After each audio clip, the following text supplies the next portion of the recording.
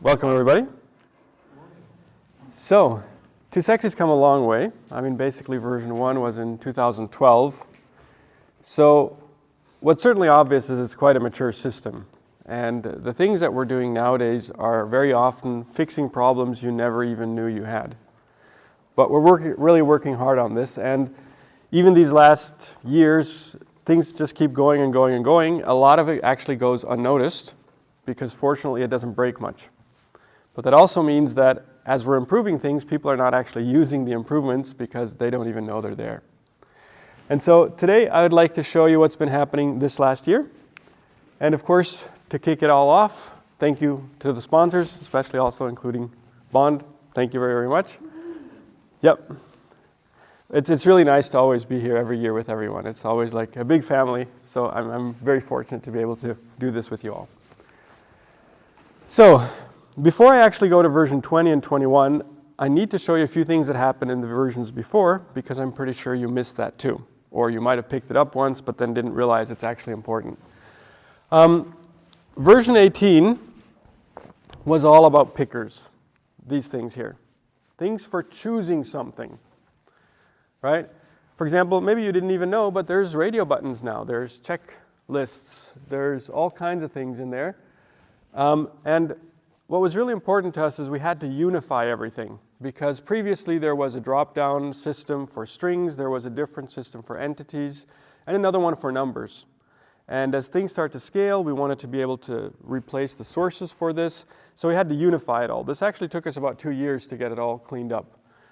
You can also have very complex picker configurations. So, for example, you can have a CSV data source for pickers, which is directly in the UI. You can just type in like maybe 4 or 10 values or something. And you might want to use a CSV because you might want to have a help link on each value, for example. But you can just do that in the UI, and to not have to repeat that for every single drop-down that needs that selection, you can reuse them. So, very, very useful. Everything's unified, and again, you can have key value pairs, CSS, data sources, queries, anything. Different displays, including previews like SVG icons or something for each use case. So very, very nice. And you can have tooltips and help on everything. So if you look at this example here, we have an info button, we have a tooltip, we can have them different, we can have links, and that just makes the UI more understandable. Because very often you'll have options like the rich text field where people will have no idea that it has so many features, and they need to have some kind of guidance. There was a lot of stuff here too. For example, that images can now be configured to come up in a lightbox in a gallery. But did you know that on a WYSIWYG field, you can configure image defaults? Right? Why would you want to do that? Because like in a blog post, you might want to say these images should scale to this and this and this size if they are in the blog post. And maybe every picture in the blog post should be seen as a gallery together, or not. So that's why even a text field containing WYSIWYG content allows for image configuration. So very useful once you think about it. We also introduced content type composition. So there's always a certain desire to maybe make a base class and extend it with something else. You know what I mean? Like I have my 3 or 4 fields, but the next type should inherit these kind of. And that model actually has a few limitations. We're actually used to it in programming, but it has a few problems. So what we decided to do is composition instead. You can inherit specific fields, but not the entire content type. That allows it to be more flexible, as you just need to inherit maybe a subset of the fields. Pretty cool. A lot of performance stuff, and data sources, and thousands of unit tests. Those you don't see, but you do realize they're there when nothing breaks. Then some more things that just happened, which you probably never noticed, is there's a really cool template service. I'm going to show you a nice example of what you can do with that. But a service to work with placeholders, and you'll see some really cool things. We introduced the caching service. And the caching service is pretty cool because you can say things like cache something until a file changes, or cache it until any data changes. And that is super practical. There's a user service because previously it was quite difficult to get user information or to get information of other users or to get their permissions. And a lot of toolbar features. For example, there's now a way to add notes to a toolbar button. So the bubble will pop up and tell you something about it. There's ways to have conditions on toolbar buttons to make it more rule-based if certain buttons should appear or what they should look like. And very important is the audience feature, which a lot of you have missed. And that lets you say, if somebody's in this user group, he's going to see the toolbar or not. So this is all kind of old stuff, but I wanted to show you an example of the template service. So here, let me see, do I have a laser pointer here?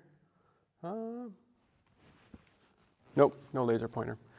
Here we have an entity with placeholders. Can you see that?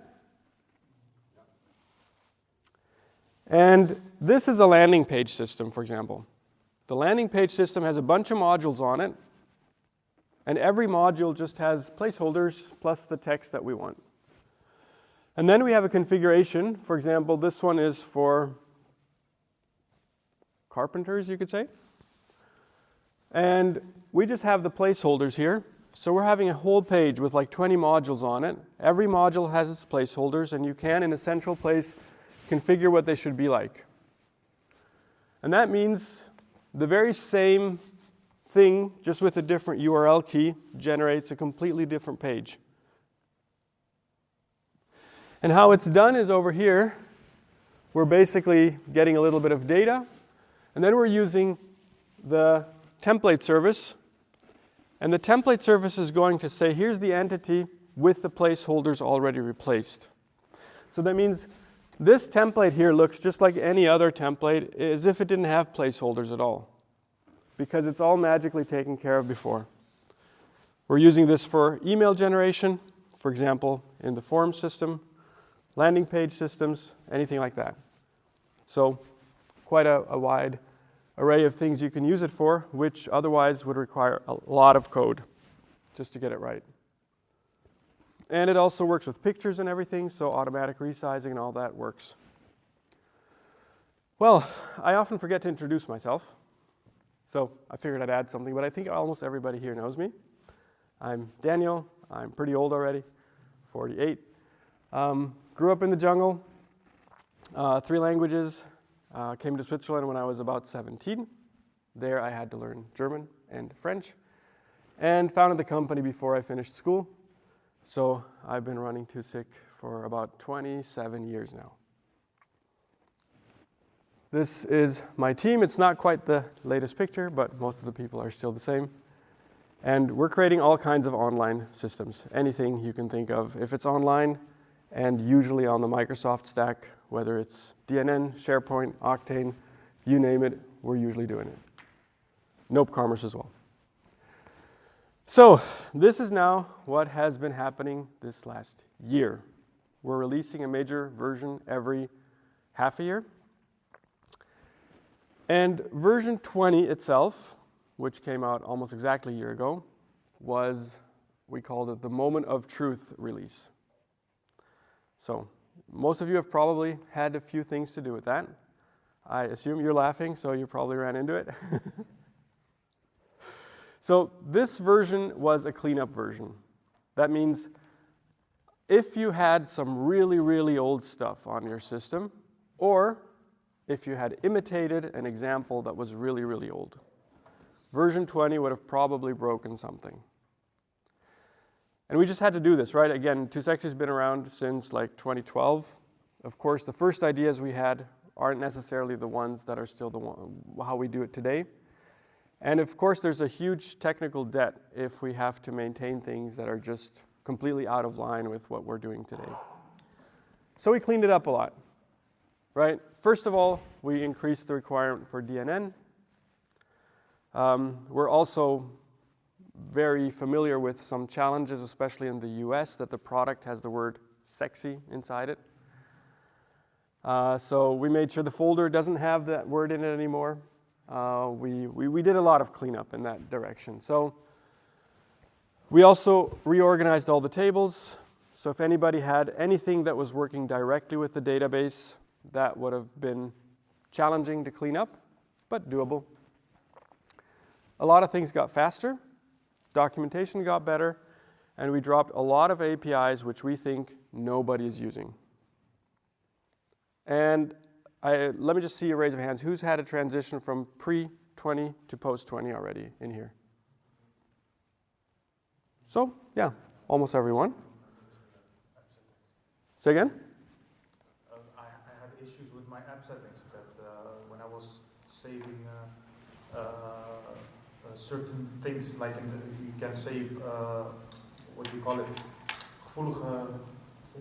sensitive data, like client secret, etc. But it wasn't registering locally on my toolsig, so I had to update it, and that suddenly fixed everything. Okay. So yeah, I think I'm on the newest version right now. Good. And did it hurt? Did the transition work? Yeah, it worked. Yeah, great. So there was no issue, but I had some complicated things that it wasn't saving in the app settings, but that's fixed. Yeah, perfect. So yeah, I would claim that anything that was made in the previous 5 years will probably not run into any problems at all. Anything that was made pre-version, let's say 16 or something, could run into difficulties. And if you had like a super, super old sample, like a version 2 or something example of code, that probably needed replacement. But again, in the first years, it took a while for people to catch on, so that's why we really believe it didn't really affect too many people. We improved logging. Our logging is not perfect. We would like to switch over to the Microsoft style logging, but similar to the challenges that Peter had with logging, just introducing the logging framework has some risks involved, so we're a little careful with that. But up until now, logging is just in memory, which means if you had a large application and it would load and it would log everything, you would just be running a big log in your memory for the duration of the application that you don't need. So we improved features to turn that off, because you usually only need it when something goes wrong, and in many cases you're just fine. So that was a big thing. It reduces the memory load of every DNN running on your system. And then we're working on something that's a little special, and that is, at the moment when the edit dialog pops up, it's super powerful. You can configure a lot of things, but at the moment it always saves an entity. And we are running into situations where we have to provide custom UIs for editing stuff, but that shouldn't become an entity. It's needed elsewhere. You know what I mean? It's just like a quick dialogue to show something, to choose something, but then it doesn't make sense to store it in the database because that's not where we need it. And so we introduced features to be able to use the edit UI, to be able to configure everything, create rules, formulas, and all that. But when you hit save, it doesn't save it. It sends it to a JavaScript API or something for further use. And we introduced that about a year ago. We've been using it in various places now. For example, to configure logging. And it's working great. So if you ever have something that you want to do like that, reach out. And Lightspeed improvements. But as I said, version 20 was the cleanup round.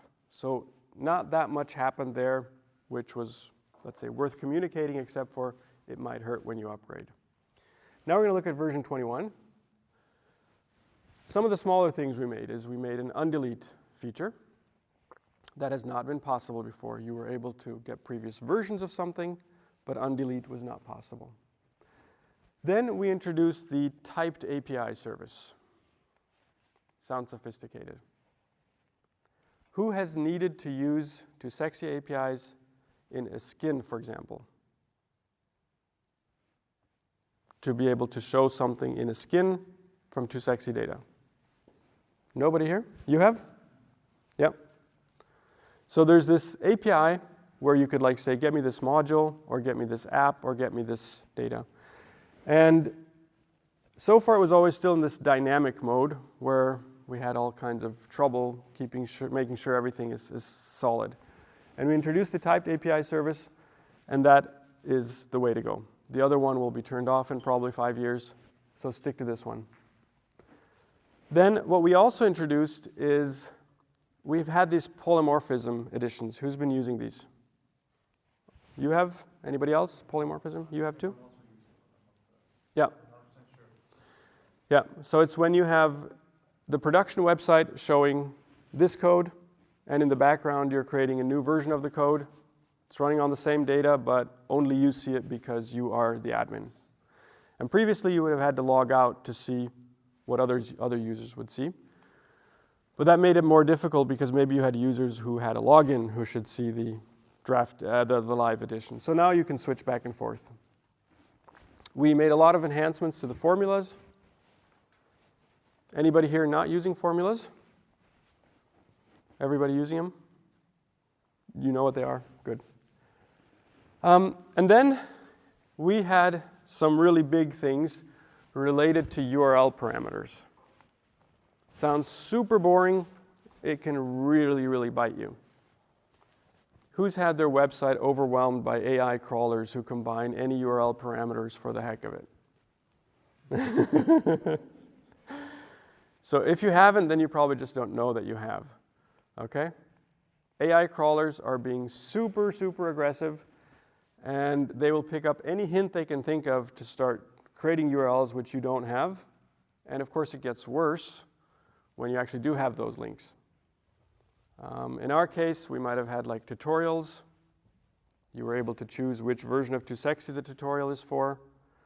And then maybe you chose that, and another example had an ID, and then you'd switch to another tutorial, and then suddenly that tutorial would exist with all combinations of ID, which just didn't make sense. So we've been doing a lot, including a feature called Page Shield Floodgates. This is your entry level. You can say, I only expect these URL parameters, and anything else redirect. Because otherwise, you will generate millions of pages for AIs to train on, and they're completely useless. But it does kill your server. And we've introduced a lot of APIs to improve link generation, that you can be very selective with what your links will be doing and not repeat parameters that you really don't care about. The cache I already mentioned previously, and here's some neat stuff you could do. You can cache things and have different variants depending on certain factors.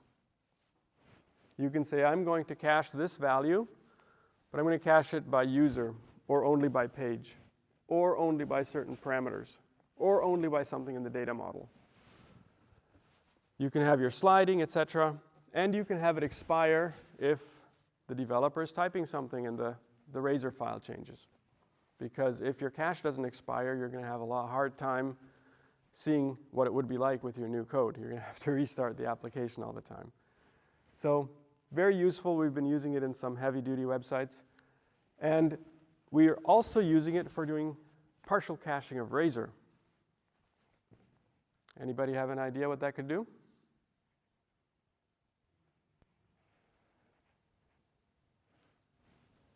Nobody knows. If you create a nice application, you'll usually split your code into multiple Razor files. And you might even have a Razor file that just, let's say, generates a specific button, like a back button or something. Or maybe all it does is let's just take a super dumb example. All it does is maybe create a nice separation visualization, some nice UI component. But if you want to run that code for a table of 200 items and you're just hitting that Razor file again and again and again, and all it's doing is creating a little bit of HTML, that just doesn't make sense. But now inside the Razor you can say, I have a configuration, partial cache. This is what it looks like, and the Razor file will only be hit a single time. And from then on, it'll just be reused. Super useful. We're using it a lot on our school system website where we have, let's say, quite a heavy load on it. Works like a charm. And you can also specify things like how to vary it, what things to watch for it to become obsolete. And that's where you see how the cache service comes in again. Of course, it's all tied together. Now, the biggest, newest release are the app extensions. Who has been using these already? Come on. Okay, not many. Do you guys know what they are?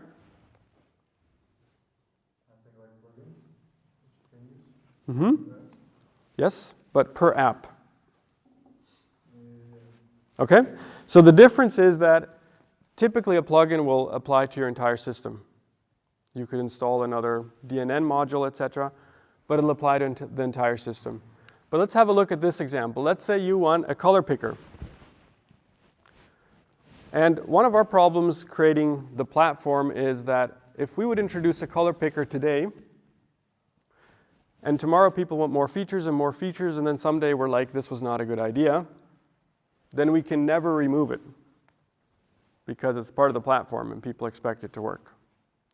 But now you can just say, okay, I'm going to take this extension and then I'm going to have a color picker. And if I don't like it, I can make my own extension and have a color picker there. So we've had two UI extension examples. One is the color picker. One is just a slider for a number picker. But with 2 clicks, you can have this on your app and you can use the feature if you need it. Or you don't have it and your app stays smaller, and that's practical. Extensions can be updated on the fly, and you can even have them in multiple editions in your same app.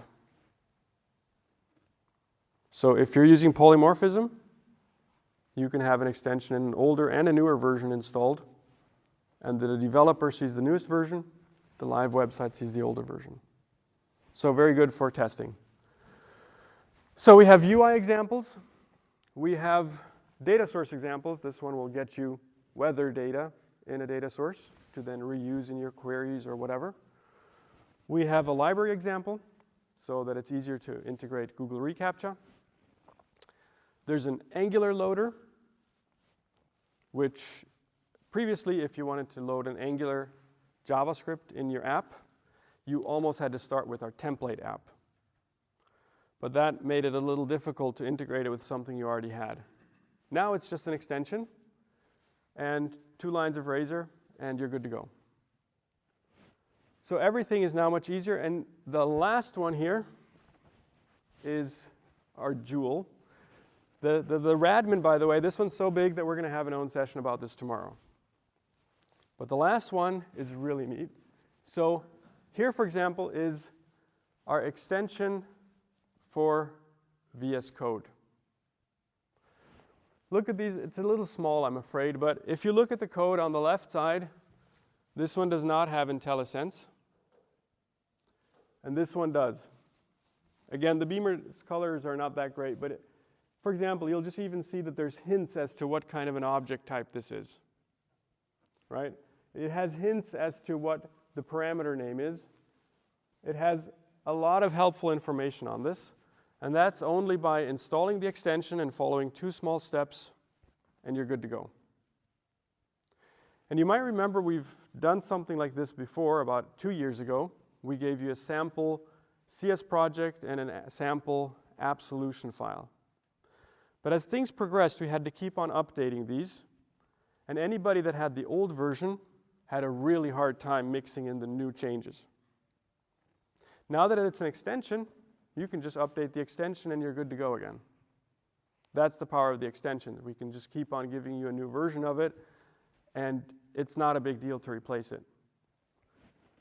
So do have a look at this. All our current apps have this built in, but the instructions are very simple, very straightforward, and very easy to follow. And it'll make your life so much easier because you can really just type something. You can add a dot here, and you'll get all the suggestions. You'll get help. It's just way more productive. Then, our latest extension, which we just released on May the 4th this year, is Radmin. So, who sometimes needs to create a table for themselves or for their users to edit something, to manage something? Once, twice, I think everybody, right? What would you do today? For each loop? Right. Create your own table. And then maybe the customer or the user needs search. Then you're going to look for some JavaScript plugin or start to code that out. Then somebody needs sorting, and it just takes way too long. Now, there's an extension. And we're going to show you this, how to use this tomorrow. But you can have this table up and running in about 15 seconds. And then you can customize it and configure it to your heart's content. 80% is super easy to do, but you can go all the way into the depths, which Raul is going to show us tomorrow. Got to keep him motivated. Yes, then this was released as well, but more as a video, so maybe you guys didn't even notice it. Page and module metadata. So a lot of you are probably not even familiar with the concept of the metadata in 2Sexy. But 2Sexy uses metadata extensively, which means you have some kind of an object, and stuck to it is some information, which is not the object itself, but it's like tacked on it. For example, I can say, here's a module, the pink one here. This is not a 2Sexy module, it's a DNN module. And I can pin some information to it, like a note, or how it should be displayed on a mobile device, or whatever. And that information is out, like DNN doesn't know about that information. But you can then ask 2Sexy, give me the metadata for this module, because I need to decide what color it's going to be or something. We did this for a customer. It's been actually in the background all available all along, but as we worked on it, we noticed some APIs were not quite ready. So we finished this. There's some cool videos about it. Do have a look, because I'm pretty sure it's going to be eye-opening as to what else you could do with this. This also was a useful sponsored feature. A customer asked that we could remove the HTML button for their users. But of course, not all the time, because the super users still wanted it. So we did that. We introduced a basic feature to say whether the HTML button is even there at all for normal users. And if you enter debug mode, which only the super users can do, they will still have it. And they will have it even if it originally was not intended to be there. So very useful for those edge cases where an expert needs to patch something.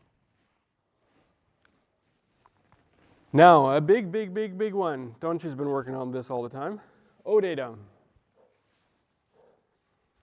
Do you guys know what OData is? Is anybody? Peter doesn't know OData. He's the one person I don't believe when he would say that, but the rest it could be, right? So, yeah, want to give him a short sentence so I'm not talking all the time. No, I actually don't know open data. Avoid OData as in the Swiss government's OData effort or not? No, just the Microsoft stuff. No. No? Okay. So it's basically a convention for telling a URL how to filter data or how to sort it or something. Why is this important? Previously, if you wanted to have a JavaScript endpoint which would deliver certain data, you would have to start assembling the query in a way to have all those features that you want. You can still do that, because you might want to really restrict it to say, this endpoint is really just going to deliver public items or whatever. But on top of that, you can now add URL parameters. For example, saying, I only care about these 3 fields. Because otherwise, maybe your table has 40 columns. You just need 3 fields. Your JavaScript endpoint is just going to deliver everything. So you can say which fields you want. You can apply filters. You can apply sorting. You can just get a few results. All in a convention which we didn't make up. So there's tooling out there to help you to figure this out as well. So it's really a standard. I have to admit there's another standard coming up which will someday maybe replace this, which is GraphQL. Is that what it's called? That one where in the post is what you put everything. But this is a very lightweight implementation, and it works. And Raul has been creating tutorials for this a few months ago. So again, if you want to have a peek at this, check out the tutorials. It's live. It'll always show you what URL it's actually calling and show you the results. And it's so much easier to now create JavaScript applications which need certain data. Right? Okay, let me see where we are. Oh, wow, we're way ahead of time, so you'll have all the time for coffee and questions. As we were working on this, I believe most of you have been using our typed APIs, right? And I believe some of you have also been using the strongly typed mode, where we generate the models. You guys have? Where you use that Copilot button to generate a model, and then it's like super strictly typed and everything? Okay. As we were creating some further services, I ran into, let's say, a challenging problem. And that is, let's imagine I want to have a user service which gives me user objects, right? That's one thing I was mentioning. And I want to be able to generate these, but I also want to have a data source system which also provides user objects. In one case, it's typed. In the other case, it's generic. In your code, you could now have create a Copilot model, blah, blah, blah, and you'd have your super strictly typed thing, but that would only work inside your app. But our system objects would be completely generic, which would be bad. And so I needed a way to be able to say, I want to have a model which is not one way, right? Because in your case, you're getting the data from the database, it's generic, you're saying it's strictly typed, it's super strong, that works. But I have the problem that I have source data which is already typed, which should be able to become generic, and typed again both ways. In addition to that, it has a few requirements. So here's the example, right? We have an iUser object, right, which is provided by the user service. And we also have the user's data source. That one is generic. And they should be able to convert back and forth. And the typed item, which is the foundation of your classes, is too powerful for this. It has certain properties on it which we do not want in a lightweight object. It has methods which only make sense in certain contexts. For example, the typed item can figure out where a link goes, right? The value page 42 can be turned into a link. But that requires a lot of heavy lifting in the background for that to work, and would not work in a lightweight object. So we had to find a new way to do this, an object which has no properties at all, which only has exactly what you want on it, which allows two-way conversion. So that no matter where you start, where you end up, things will always feel and behave the same. And that's why we introduced a very lightweight thing, and we're calling it a model. It's a terminology problem. We could have called it data something, but we're starting to run out of words here, so we're using the model. Okay, so it's similar to your typed item, but it has no built-in methods or properties. And that's really important because if you want to serialize something to JSON, for example, you don't want to have to jump through hoops to get things out of it again. So it's great for original data as well. Your strongly typed objects always start with an entity. This doesn't have to, right? You have full control of serialization. It can be converted to an entity and back. And this is the important bit. It can be used outside of a Razor app. Because I was mentioning the example before with the links, that a link can be resolved requires that you know which portal you're in, that it can figure out the pages of the portal, etc. That's a lot of background work which works in the objects you use because you're using them in Razor. But if I have a service that is just in the background preparing some data like a list of sites, and I have an iSite object, well, it doesn't know about that. There's no way to get that information there because it's way too early. And that means all internally we're going to be using these kind of models, and it'll make your life much easier because as you're going to be accessing various APIs, everything is going to be consistent, and you can convert things back and forth, right? You could start with user objects which are still generic and just switch them to models. and the conversion will happen magically, even if it's sophisticated. But you can also use it in your Razor the very same way like you did with the previous one. So the Razor API understands this and will do the conversion as well. You will just not receive a typed item back, you will just receive the model back. Classes will know what they are, so you can convert it to an interface, which does not make sense. That was probably confusing. Normally, you would want to convert it or cast it to an object.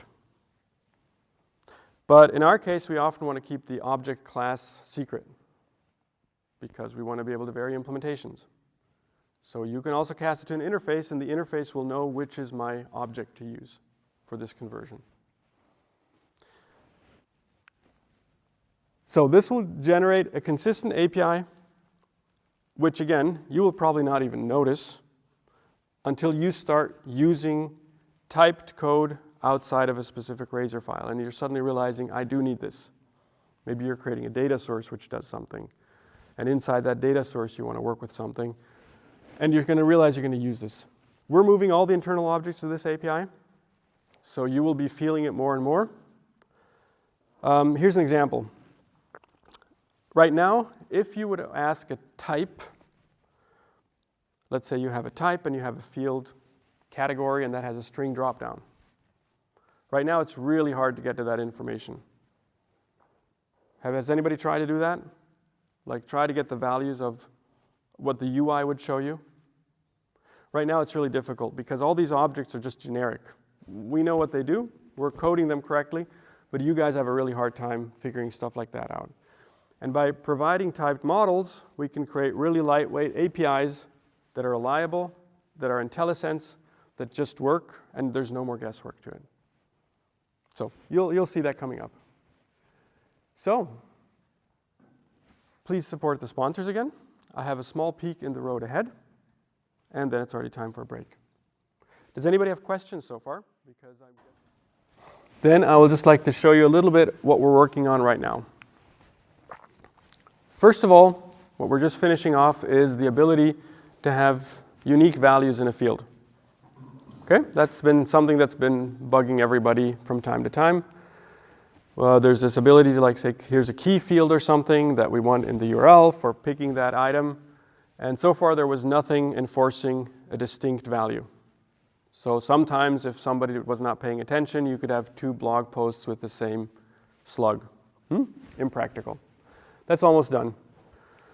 Then, as always, we know there's more need for improving documentation, especially about the partial Razor caching and the Visual Studio Code. One of the changes we've introduced in version 20 led to fewer XML files being in the distribution. So a lot of the IntelliSense now just tells you which commands you have, but it's missing the nice instructions which actually are all over our code. And we have to revamp that. What we're also going to get done in a few weeks is that you can click on an entity and find out where the relationships are pointing to. Right now in the UI you can see a count. Oh, this is used 12 times, but you cannot really see where. And that would be quite practical. And we want to create a bunch of tutorials for using the models because otherwise people will just not get it. That's stuff we're just finishing. Let's look at some future stuff. We're going to improve OData to allow multiple levels of depth, for example, or to include more conditions. At the moment, our implementation is, let's say, the 20% of the most needed features, and those work. But we know that as soon as people will start working with this, extra wishes will pop up, and we'll take care of those.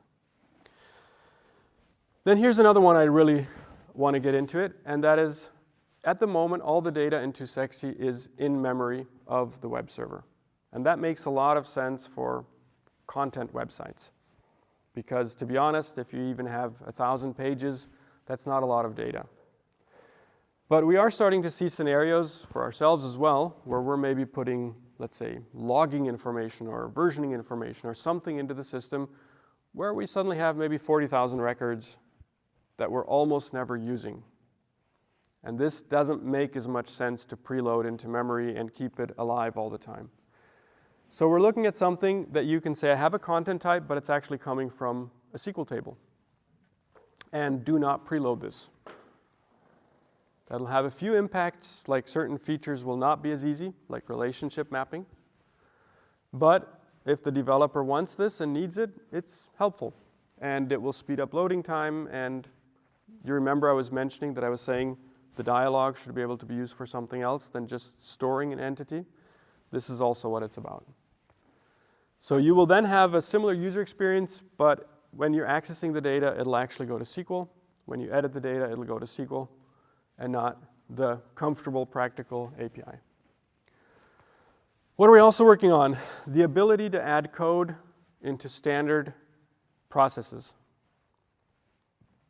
You want, maybe when somebody hits save, to maybe have some code run before the saving happens, because maybe you want to have some custom security checks.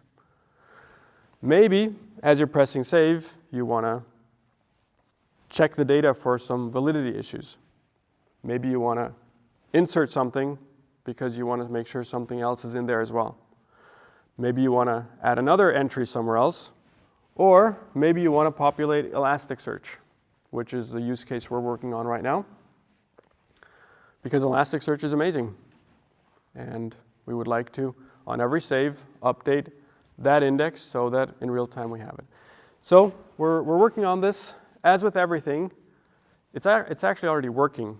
Our biggest problem is that the moment we tell you guys how to use it, we have to make sure the API doesn't change anymore. So if anybody is interested and is willing to live through some changes until everything's stable, you can already start using it. Otherwise, it's going to stay a secret until it is stable.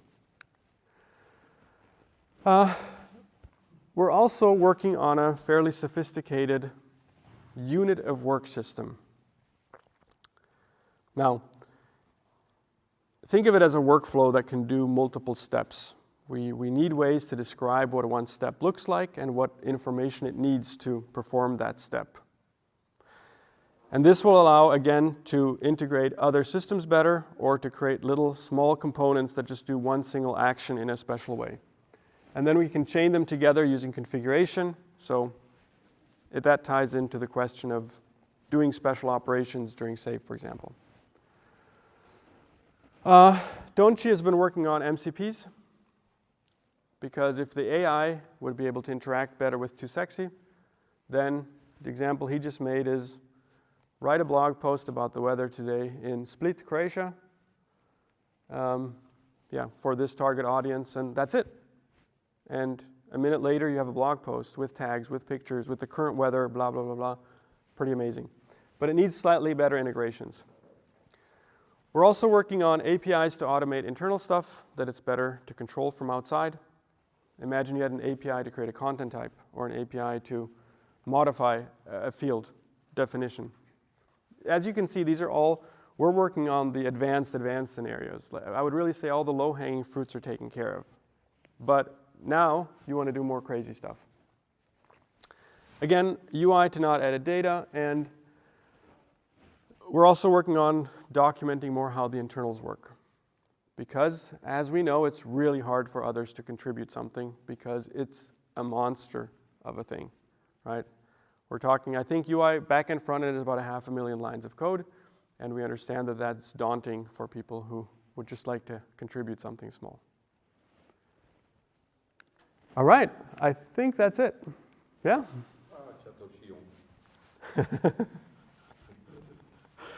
Good. Any more questions or coffee break? All right, then thanks for being here.